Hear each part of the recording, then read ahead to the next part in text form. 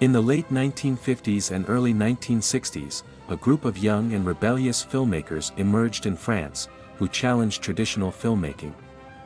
Who eventually gave birth to a movement that would reshape cinema forever. This was the era of the French New Wave.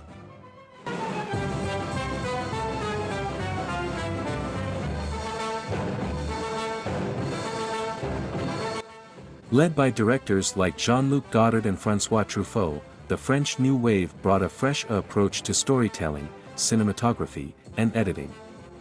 Rejecting the studio system, these auteurs embraced a more personal and spontaneous style of filmmaking.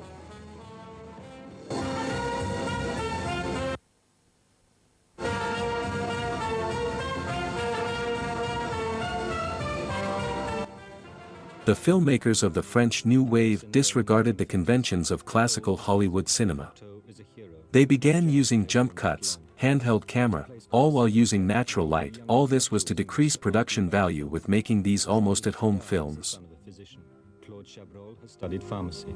François Truffaut was a runaway from Borstal, and Jacques Rivette grew up in the cinema. They have no money to make films, so they decide to write about them. In 1957, a journalist... The French New Wave's impact on cinema extended far after the initial years. Filmmakers worldwide continue to draw inspiration from its innovative techniques and rebellious spirit. Everybody was looking at movies. Everybody thought all the problems of the world would be solved through movies, which is nonsense. But it was then. It was the Cinematheque. It was a madhouse.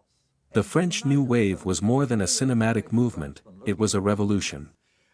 Its experimentation and rejection of film norms at the time paved the way for a new era of storytelling.